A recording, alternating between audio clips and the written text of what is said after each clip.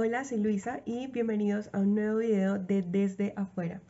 Este video es muy emocionante para mí porque es una dinámica totalmente diferente a la que venimos manejando en la página y la idea es poder analizar el discurso que dio el senador Gustavo Petro en la plenaria del Senado, en la intervención que hizo en el Senado el 7 de septiembre del 2021 sobre la reforma tributaria.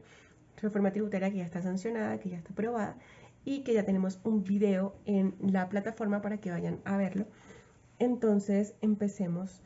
La idea de todo esto es poder hacer un análisis de las herramientas que tiene, que usa, si tiene un discurso con argumentos fuertes o realmente no. Entonces, empecemos. Gracias, señor presidente en ejercicio.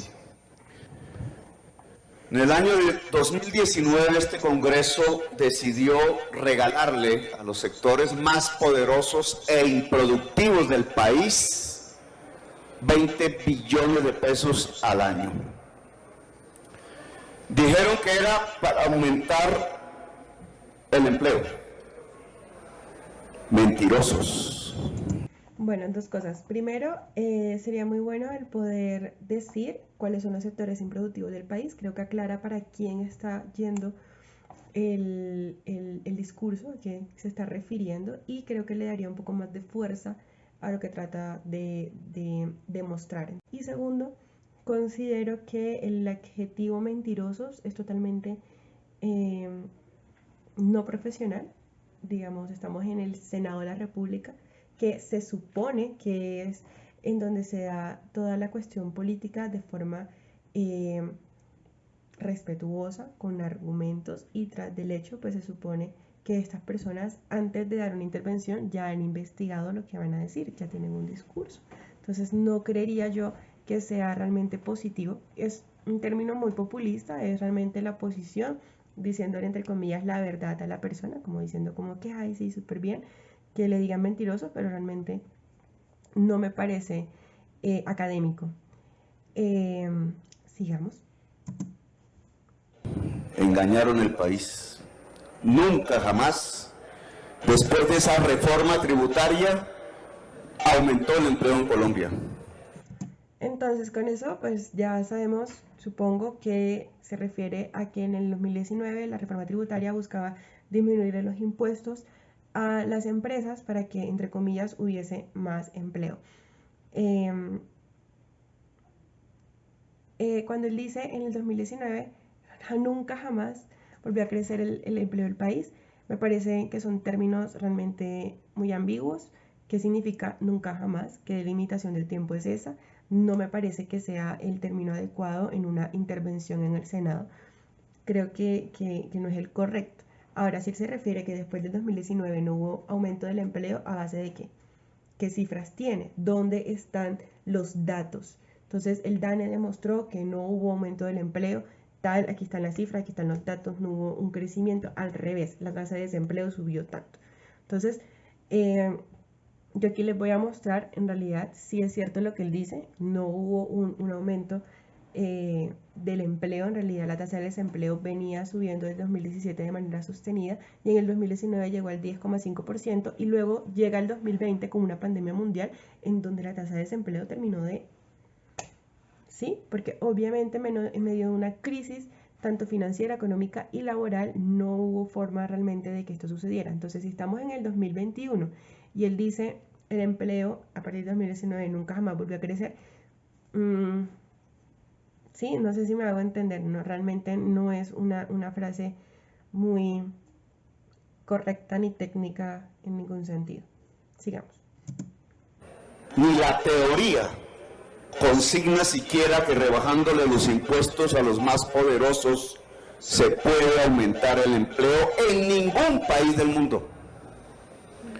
Y después, con el virus, y gracias a una política social absolutamente agresiva, como emitir dinero para regalárselo a los banqueros. Ahí va algo. La política social agresiva era algo necesario en una crisis en donde la economía es estancada, por lo mismo de que la gente no fue a trabajar, no hubo realmente ningún tipo de transacción económica, la economía, el mercado laboral no se podía sostener a sí mismo. Entonces el Estado le toca intervenir, el Estado como papá de los pollitos interviene y es el que gasta y el que también tiene ingresos. Entonces, obviamente el gasto contracíclico, que es gastar, gastar y gastar y gastar y gastar para que la economía no se estanque, fue una política usada en todos los países, en Estados Unidos, también fue apoyada por el FMI y es algo totalmente, digamos, positivo en este sentido.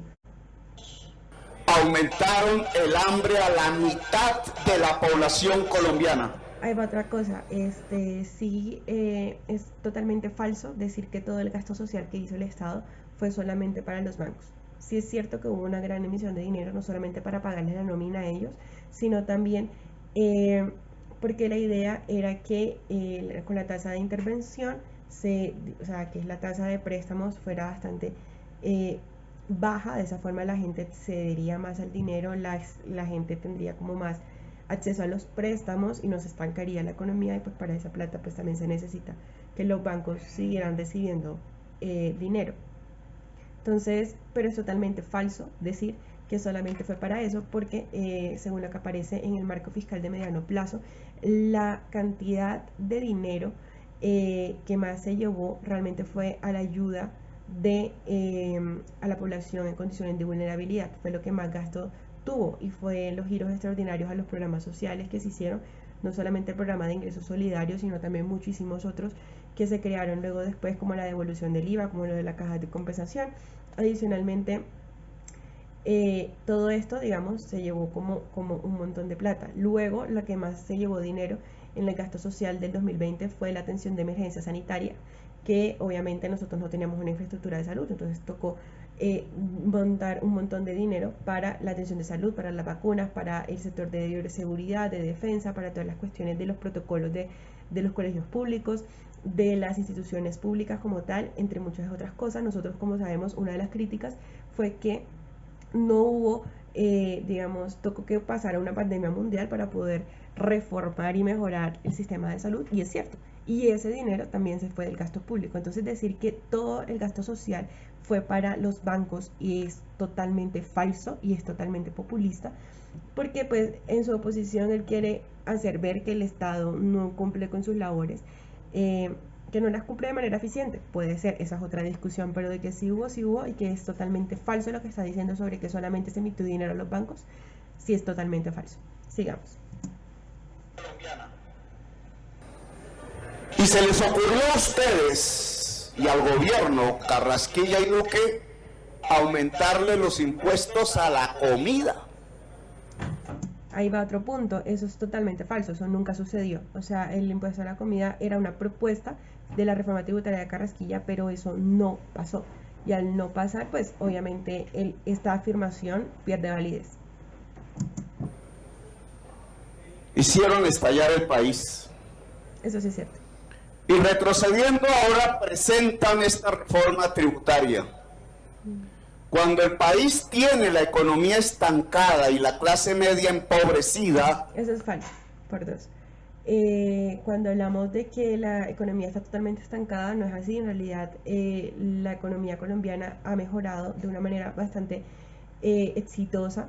Obviamente, pasito a pasito, porque no se puede hacer todo de una vez, pero sí realmente ha habido un mejoramiento o una mejoría en la economía colombiana, tanto así que se prevé, si no estoy mal, que haya un crecimiento del 7% para finales de este año. Entonces, no estamos estancados, estamos pasitos lentos, pero no estamos estancados. Lo que esta reforma tributaria trae es aumentarle los impuestos a la empresa productiva, pequeña y mediana fundamentalmente. Acá otro punto, ya hay un video sobre la reforma tributaria en el canal, como recordé anteriormente, y la reforma tributaria lo que pretende es aumentar el impuesto de renta a las personas jurídicas nuevamente. Eso sucede en parte por culpa del estallido social, porque no permitieron que realmente hubiera un impuesto a la renta o el aumento del impuesto a la renta a las personas naturales. Por ende, como ese estallido fue tan grande y todo el mundo como que se negó a eso, entonces no la propusieron en esta reforma tributaria, y por eso estamos viendo un aumento de las personas jurídicas. Y esto es totalmente injusto, porque las personas jurídicas y las empresas de por sí ya cargan el 80% de este impuesto. Entonces, sí o sí debería haber ampliar la base de los impuestos de renta naturales, de las personas naturales, pero definitivamente es para todas las empresas, no solamente para las micro y todas. Claro, obviamente les afecta a ellas, a las micro más, y más en este momento, es totalmente cierto. Pero si hubieran propuesto ayudar al impuesto del IVA, eso hubiese llevado a otro estallido social. Si hubiese propuesto impuesto de renta a las personas naturales, va a otro estallido social. Entonces, ahí sí como que yo veía que el Estado está como medio cruzado de brazos. Sigamos. Un absoluto contrasentido, un absurdo. ¿Por qué evitan resolver el error que cometió el Congreso de la República en el 2019? ¿Por qué no le aumentan los impuestos a los sectores improductivos del país para que los sectores productivos puedan crecer en la agricultura y en la industria? Quiero decir que en los 2 minutos y 20 que llevamos de intervención, no ha dicho cuáles son los benditos sectores improductivos del país. Esto es muy importante. ¿A quién se está dirigiendo esto? Sigamos. Hay muchos. Por ejemplo, Parece ya lo va a decir. el carbón y el petróleo, que deberían aumentar los impuestos. Por ejemplo, si nosotros buscamos cuánto, pues digamos, en el 2020 los únicos 2 sectores productivos que dieron algún tipo o que pudieron jalonar la economía colombiana fue el agropecuario y el del sector financiero. Fueron los únicos 2 que pudieron sostener la economía. Ahora bien, Colombia no es un país petrolero, pero depende un montón del petróleo. Y él obviamente no estaba a favor de eso, porque la idea es que si nosotros le ponemos impuesto al petróleo, es poder ir, digamos, poco a poco disminuyendo nuestra dependencia de él. Y supongo que eso es lo importante en ese sentido.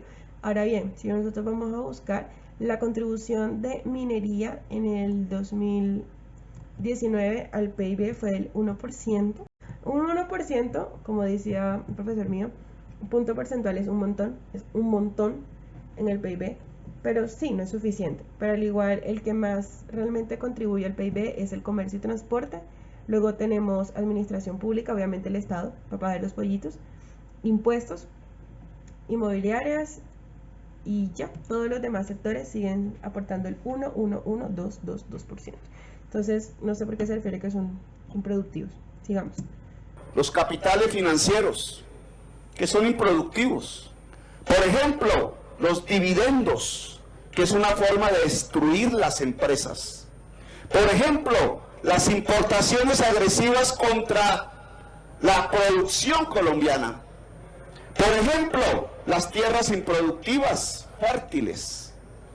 No se los aumentan porque estos sectores están en el poder político. Creo que sería muy bueno y que le daría algún tipo de base a o un argumento muy fuerte, sería hacer una investigación, obviamente por parte de él, y es cuánto podría recaudar él si le pone impuestos a estos factores que él está hablando, estos actores que él está diciendo. Si realmente hay algún tipo de crecimiento económico o no. Entonces, digamos, si él dice, con todo esto, yo hice una investigación o mi equipo de trabajo hizo una investigación y se puede demostrar que vamos a recoger con esto 15 billones de pesos, que es lo que vale la reforma tributaria, entonces tal vez podría ser, o sea, como que le daría algún tipo de valor a su intervención. Pero acá pues dice cosas al azar, como que esto podría ser, pero en realidad no hay ninguna investigación que lo demuestre o que lo evidencie o que lo respalde. Sigamos. Esto es lo que representa el señor Duque y sus bancadas oficiales en este Congreso. Populismo.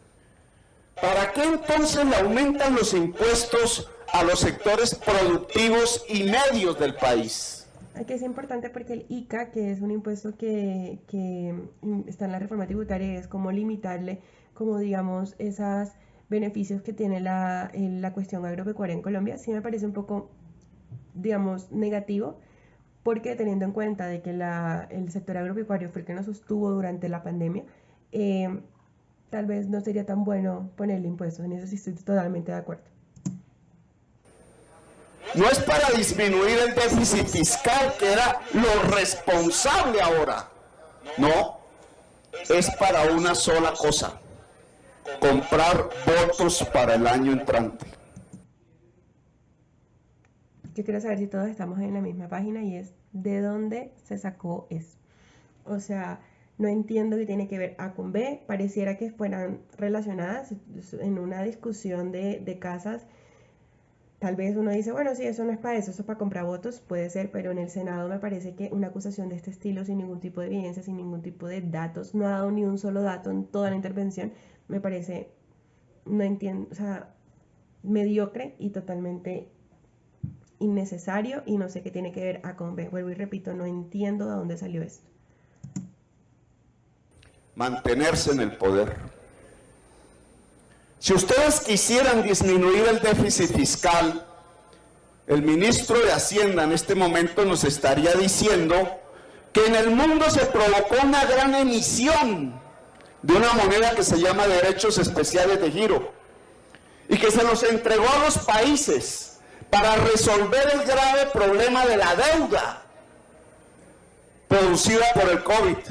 Eso es falso. Este tipo de monedas que entregó el FMI fue para darle liquidez a los países que, como no hay suficientes ingresos, porque pues estamos todos en déficit, no hay caja, como diría Carrasquilla en su intento de manipular a la población, se necesitaba pues el dinero para poder afrontar, digamos, en cara a todas las cuestiones que ha sucedido con respecto a la pandemia. Las consecuencias de la pandemia, económicamente hablando, socialmente hablando y laboralmente hablando, aún no se han acabado.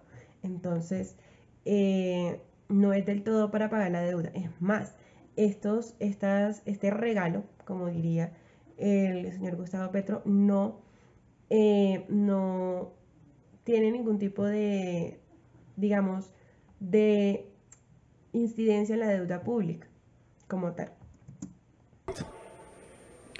Y lo que ha hecho el gobierno colombiano es básicamente transformar ese regalo, 2.500 millones de dólares, en deuda interna, es decir, en aumentar la deuda. Siendo un recurso de la nación, se lo compra al Banco de la República en TES, aumenta la deuda interna para que quede caja. Lo que pasa con eso es que estos regalos del FMI entraron por medio de las reservas del banco. Entonces el banco le da esta plata en efectivo, por así decirlo, al Estado, y ellos obviamente, como que es como un intercambio de dinero, se lo dan en TES. Y esos test no aumentan como del todo la deuda pública, y eso aquí voy a dejar la parte del Banco de la República, dejó claro que la deuda pública quedó totalmente inalterada. O sea, eso no fue ni para préstamo, ni es un recurso, ni vamos a aumentar. O sea, la deuda con toda esta transacción que hubo, cómo ellos repartieron el dinero, quedó totalmente inalterada. Entonces esto es falso. Es decir, para gastárselos, cuando debería disminuir la parte más costosa del endeudamiento colombiano. No quieren reducir el déficit fiscal. O sea, él pretende que el gasto no se vaya en inversión, en funcionamiento, en gasto social como tal, sino que se vaya en el pago de la deuda.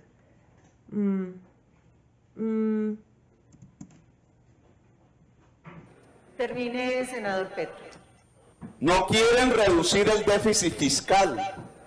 Irresponsables. Quieren gastarse la plata comprando votos el año entrante.